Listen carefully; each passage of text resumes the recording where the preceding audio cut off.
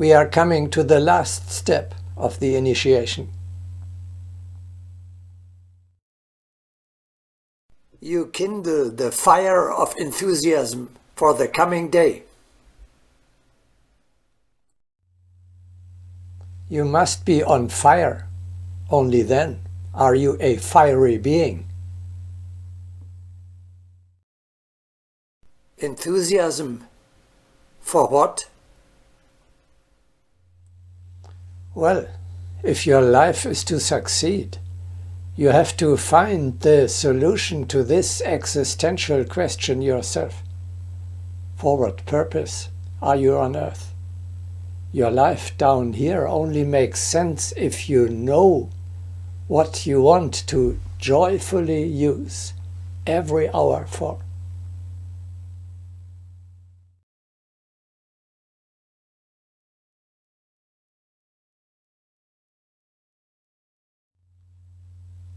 First of all, you simply get enthusiastic about existence as it is, without conditions, without evaluation, without the desire for change. You must, as the saying goes,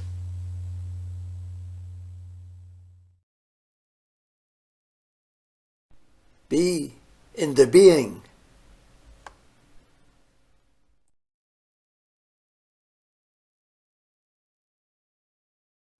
Yes, I know this quote, living in the here and now.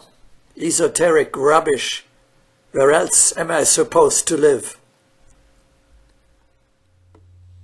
Well, what it means is you love the moment with all your heart, in the deep, unshakable, childlike confidence that it is good, right, and beneficial for you, just as it is right now, even if it brings you nothing but worries, obstacles, and difficulties. However, you will not succeed in forming this attitude if you limit yourself to the material, earthly sphere, which often is everything else but pleasant. Only your soul, which lives in its true existence, in heaven, in the most beautiful of all conceivable worlds, can be enthusiastic about every moment.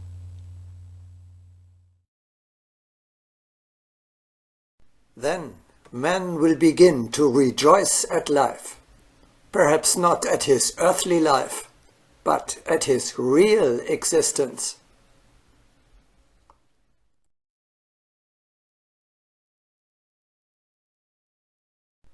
You just live there, at the holy mountain. That is all you have to do.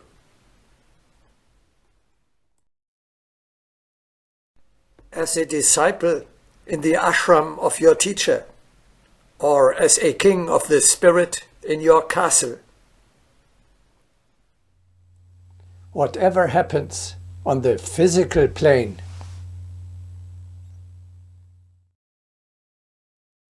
you are a beautiful soul, and you live in a beautiful world.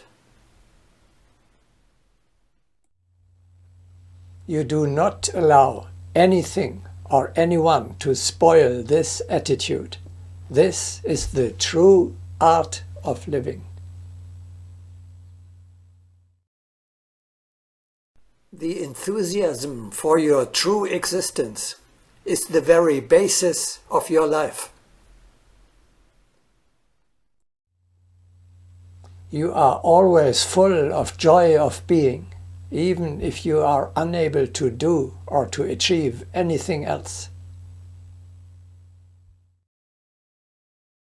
Without expectations, without performance, without demands, without requirements, without work, and without results. From my own experience, I implore you, you will not find happiness if you make it dependent on success, on being healthy, being loved, changing yourself and the world, etc. These are only conditional external, earthly standards which do not apply to your eternal individuality. You can continuously preserve the radiant shine of your true existence, even though everything goes wrong in your life, even if you are being crucified. It is only when you have managed to rejoice in your true existence without pursuing a purpose that we come to the worldly tasks. You get enthusiastic about the 4 heroic deeds of an Agni Yogi, which we had already talked about in the broadcasting exercise, the fiery state.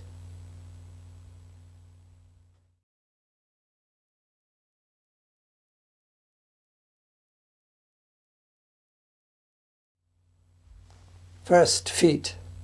You get enthusiastic about the immeasurable possibilities of an immortal to grow without limits, to become greater and greater.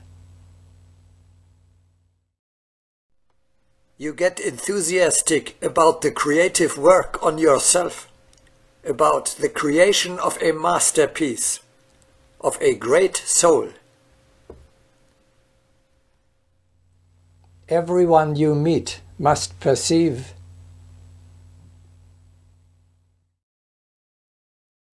here is the new man.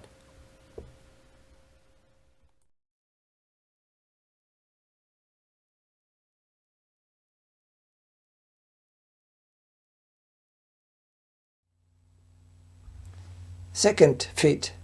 You get enthusiastic about the creative work of building the new world, of creating a masterpiece, a paradise.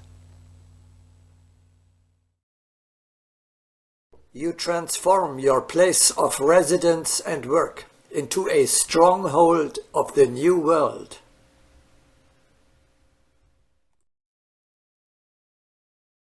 Chaos rages in the world around. In your bulwark, purity, tranquility, peace, joy, light, love, and solemnity reign. An ashram of the brotherhood embodies on the material plane, establishes, so to speak, a branch down here. Your house is a realization of Shambhala in the material world. You, at least, are already living in the world of the future. Everyone you meet must perceive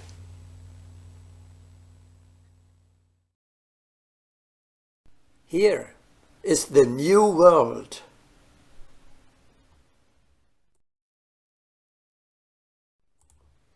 Why is a place a paradise?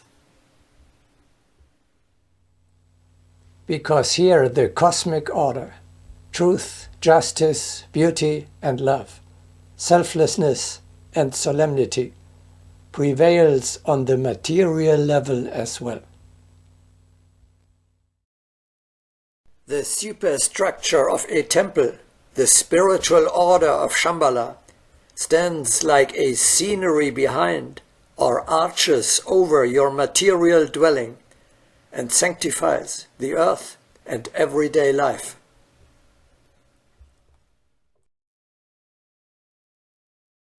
The ideal hangs over our heads like the weaver's pattern above his loom.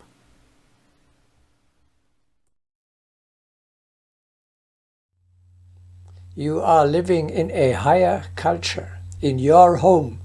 The customs, laws and traditions of the supermundane world are introduced on earth as well.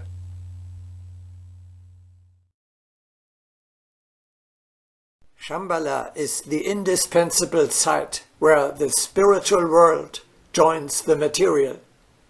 In order to work in a place where the spirit has descended to matter, you have to meet the conditions of both planes.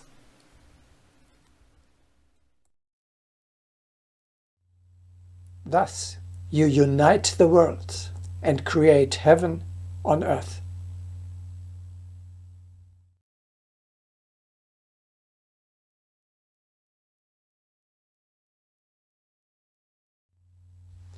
Third feat. Through the initiation, you acquire the ability to inflame other people with the fire of your spirit.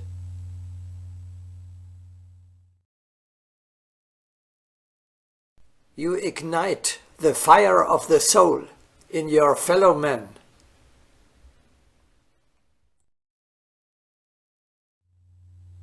The radiant shine of your aura illuminates everyone you meet. Your very presence alone fans the flame of fieriness.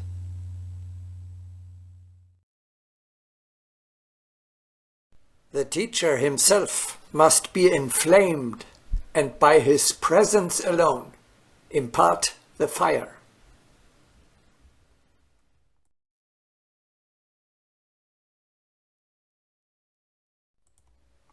Your own high vibration raises the vibration of those you come into contact with.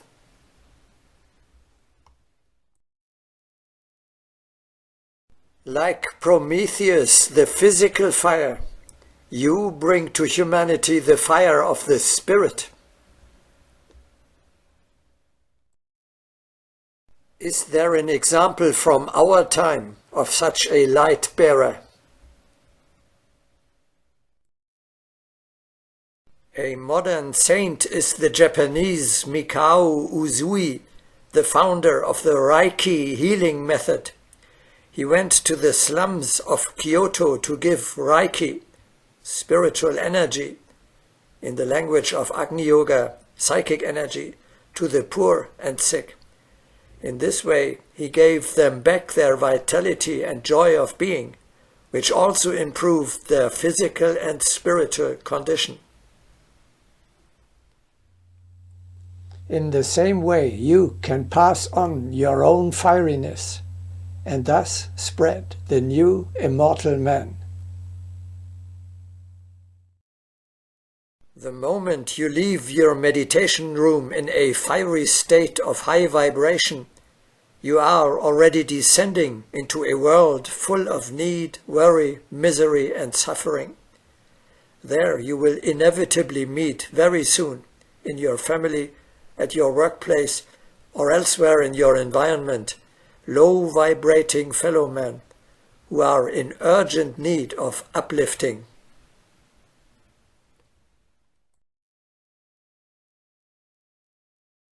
We love to pass through spheres that are in need of light and spread sparks of fire there. Every man, no matter in what condition, can be a source of light.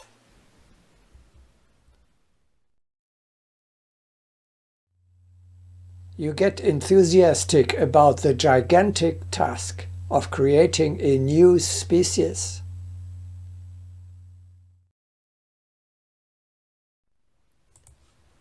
Homo immortalis, who is greater, stronger, and more beautiful than the old Homo sapiens.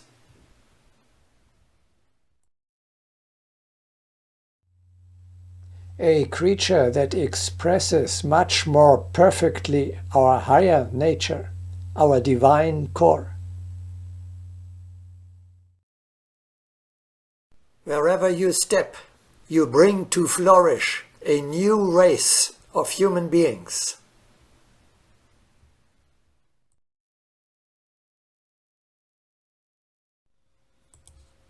The increase of vibration in the body of an advanced disciple who has, as it were, come out from among the masses and started on the upward arc is what makes it possible for such a one to become a progenitor of a new race.